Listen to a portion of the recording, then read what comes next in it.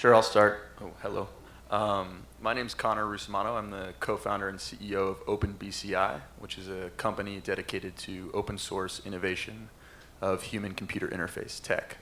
So we specialize in EEG, or brain-computer interfacing from a non-invasive perspective, as well as muscle sensing, heart sensing, accelerometer. Basically, we have a platform for developers and scientists to extract this data from the body and use it for whatever. And as this is a conference on augmented reality, I'll be talking on how that applies to the future of AR. My name is Lee Christie. I'm the head of the Now Lab for North and South America for Isobar, global digital agency. And I work with brain-computer interfaces, specifically in VR and AR. Love it. I'm Callie Leone. I am the founder of Braver Labs, building a community of incredibly talented people across this industry to innovate collectively across all of the industry verticals. Hey everyone, I'm Jacqueline Assar. I'm the co-founder and chief strategy officer at CoreSights, and we work on integrating biometrics with augmented reality for human-controlled interfaces. Hi guys, I'm Anish, and I work with Jackie, and we basically do biometrics and virtual reality.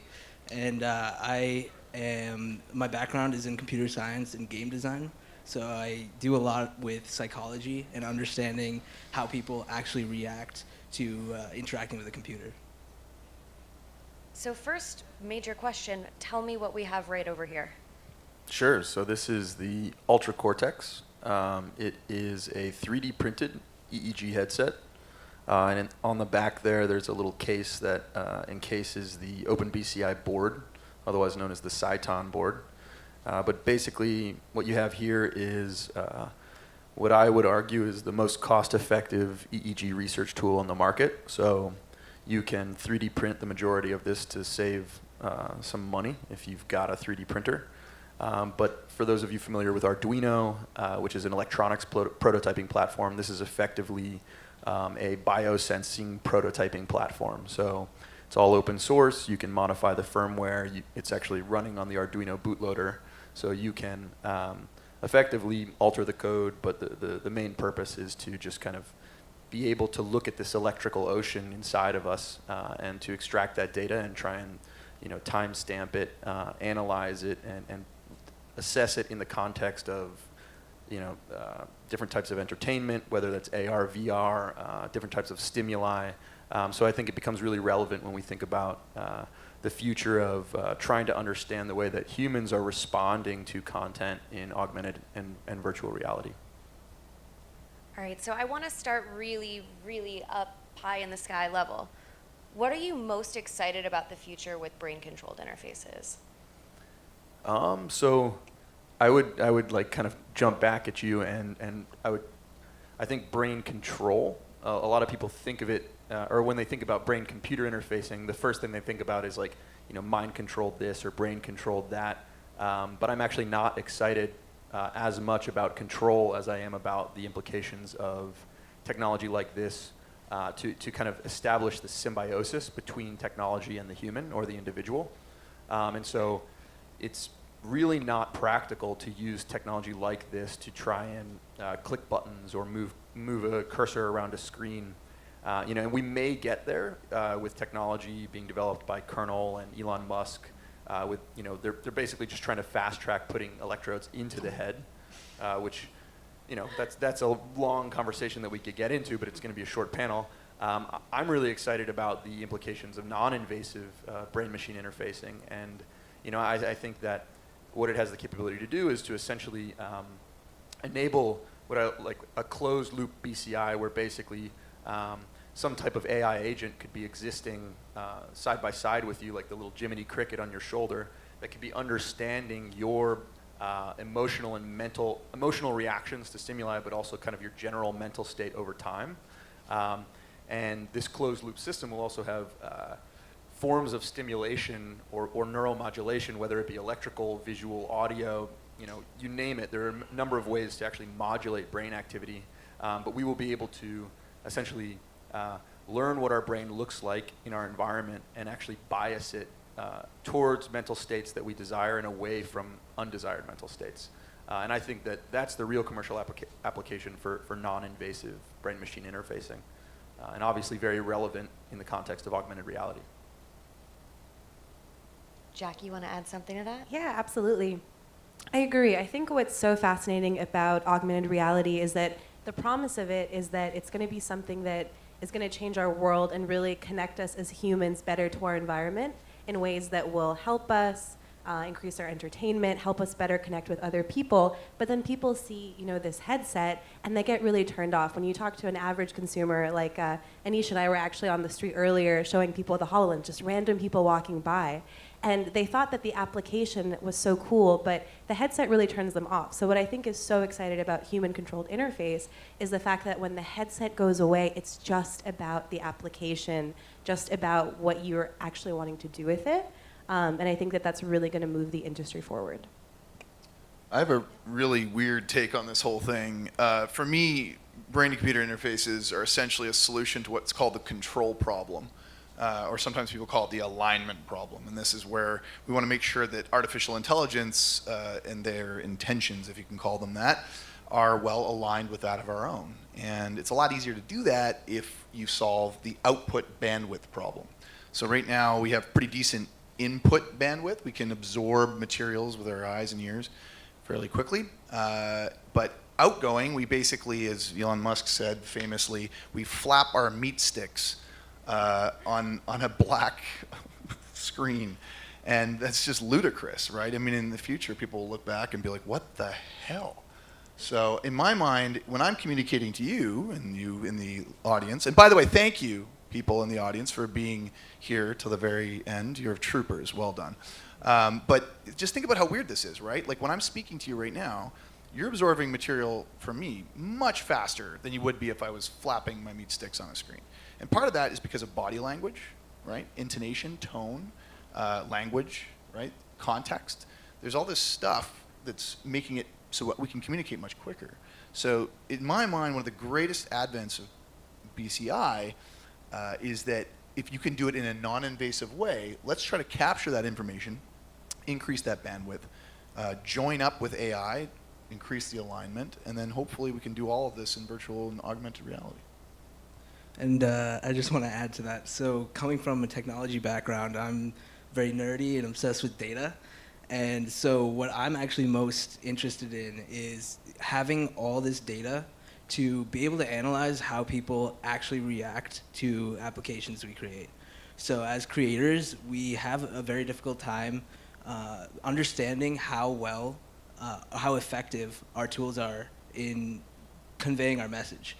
And using all this data with biometrics and like neurosensors, we can get tons of information about, is this actually getting my point across? Is this small change in a UI actually making it more clear? And so we can get really, really fine-tuned UIs and user experiences, and that's what I'm really excited about. I'm really curious. What we've seen in classic design principles is that we ask the user a lot for their input on what they need and who we're developing for our users.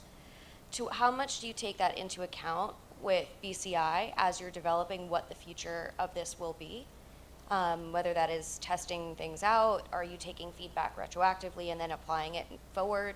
How does that process kind of work for each of you guys? I'll jump in here. I think this actually goes back to kind of the theme of the last thing that I said, which is this idea of kind of a closed loop system where whatever it is that you're interacting with is aware of your reaction to it, mentally, emotionally, whatever. I think that this presents a really cool opportunity for new types of experience design, new types of entertainment, where we can have truly custom content, where either a cinematic experience or a game is gradually testing out content on you, and it's in real time analyzing your emotional reaction or response to it, and it's altering future content based on your reaction. And essentially what you have is this kind of subconscious choose your own adventure. And so this is one way that I think not just brain-computer interfacing, but biometrics in general will play into the future of AR content, VR content. Is this kind of, this really much more granular or analog back and forth between experience and experiencer. So if I'm understanding that correctly, it's the person in the experience, they're collecting more, it's more about collecting passive information like biometrics and what's going on under the surface to create the experience that will shape the way they engage with the world around them. Right. Can I try to back that up with something? Yeah, a lot of people might be missing a crucial piece of information in the audience, and my apologies if I'm way out to lunch. So with BCI, you can measure things for sure, right? You guys all saw examples of it. They were, controlling things, albeit somewhat slowly, but you obviously can measure things like alpha, beta, gamma, things like this. The holy grail of like non-invasive BCI is to be able to basically read your thoughts, and theoretically that's still possible, right? There's a signal that's your brain is emitting. It's just that you're looking for a needle in a haystack. You're looking for a few drops of water in the ocean, and trying to find that essentially requires data sets that are vastly larger. I mean, several orders of magnitude larger than we currently have. And to get that data, we have to essentially be reading something on the order of 500,000 people's minds at any given time. And not only that, but you have to we don't know this factually. This is a theory, but we probably have to be gathering that kind of data throughout their life, right? Not just for a few hours, but from birth until they're old, in order to calibrate. And so in theory, if we do our jobs right and we measure long enough and gather enough data and we train up artificial intelligence systems such that they can recognize these patterns, then suddenly we will start to be able to recognize thought patterns and know what they actually mean, as opposed to where we are currently. So with this backdrop of information, we may find ourselves, for example, making huge progress with wetware. But the goal should be not to have to invade the brain, in my opinion. So. But you said the goal should be to not have to invade the brain. Yeah, but we probably will have to get there. Yeah, I would argue that there are certain thoughts, low-level thoughts, that we'll never be able to identify, no matter how much data we record, non-invasively. So that may be true, but it still doesn't negate the. Yeah, I mean, I'm not going to argue with you that. said, it's the holy grail, right? It's aim for the stars and fall on the moon. So that's the backdrop of a lot of this historically. So what would you all say is the biggest controversy in BCI at this point? Where are most people coming in from different perspectives, challenging each other the most? What is the big conversation that you really want to be having here? What does Connor and I argue about at 4 a.m? Exactly. While playing Dungeons and Dragons? Is that what you're asking? That's exactly what I'm asking, because the world needs to know this. By the way, you're invited next time. Thanks. The biggest, I think the biggest place where you and I differ, I think, is I think the biggest differentiation is that I'm definitely pro invasive techniques but not for like children, not like, oh, here's your implant, you 4-year-old, but I do think it's. I'm pro-invasive research. I think invasive tech will be very practical in the near future for helping people who are locked in. But it's like what bothers me most, I think, about BCI is false claims about what the technology can do, and also just like aiming for the right places. So I think a lot of times the overhype of the implications of non-invasive BCI is actually just a detriment to the industry as a whole, because you've got tons of inspired, young, talented engineers and designers who are motivated to achieve the wrong thing because they think it's possible, but it's not. Let's not forget Steve Mann got his glasses ripped off his face, right? I mean, people don't like permanent things that are attached to the body. They don't like implants. They don't like things going into the brain. And I mean, yeah, of course, brain stents have been around forever, right? Like preventing, blood clots and whatnot. So it's not like we don't have them. I got 3 titanium pins in my foot. It's not like we don't have them. It's just that you have to. I think this case study that you were talking about was like people being locked in, right? Right. If people are completely locked in, but their brain is totally fine. I mean, and they couldn't communicate in any way other than BCI. I mean, it's revolutionary for those people. They can finally talk, or not talk, but they can finally communicate with the outside world. So there's these obvious examples where wetware is totally justified. Can you guys talk a little bit more about what you're doing with core sites and how all of this really kind of comes to fruition with what you're working on in the mental health space? Yeah, absolutely. So with Core Sites, what we wanted to do, actually 2 of our team members have a background in neuroscience, and so that's really what we love. But we also wanted to explore what is a immediate application that we can do with other signals, right? So when we talk about brain-controlled interface, we think about the brain, but human-controlled interfaces also has to do with other biometrics. So things like skin conductance, temperature, heart rate. And these signals, you can do a lot with them, right? So one of the examples that's been going around in this conference is the video of just total sensory overload, right? When we design these augmented reality experiences or virtual reality experiences, we're designing one experience for everyone, but biometrics gives you the option to actually get data on the user and understand, as Anish said, what's working, what isn't working. And oftentimes, those are not things that we can articulate, right? If you're someone that goes through life with a lot of anxiety, if your device can read that, let's say that you're wearing something that's interfacing with you, and that it can bring up something when you're stressed that will all of a sudden calm you down. Those are the kinds of things that we're interested in. Or when we work with hospitals and we work with children that are going through these experiences, being able to look at their biometrics and give them experiences that we know are just the perfect amount of stimulation to bring them into this state that is either going to calm them or maybe reduce their pain. That's really what we're interested in. Yeah, so just to add to that, I just want to mention that there's a game out there that uses biofeedback data to basically measure how tense you are in a horror game. And so it actually calculates how scared you are at any moment. And when you're the most scared, when your heart rate is the highest, it'll scare you even more. And so it'll basically, it's changing the experience for each person. And so we can create personalized experiences, and we can do it in a positive way and actually have it so, some person who's getting stressed out by a certain piece of an app will have a different experience, and it'll change and adapt to them. Is there anything else you guys want to add to this? What do you think of all this? I love the idea that my body would be able to give me an experience about the world that I did consciously understand. I think there's a lot that goes on internally, and BCI gives you an incredible opportunity to bring that information to light in a way that's unprecedented. I'm also really fascinated by the idea that you have to start with the individual. It's an incredibly personalized experience. You start by measuring one person's brain. Then you can measure multiple at a time, but you're really looking at what do those patterns have in common. And then you can make an understanding of what does this all mean moving forward for how do we standardize these types of interactions. And I find that absolutely fascinating.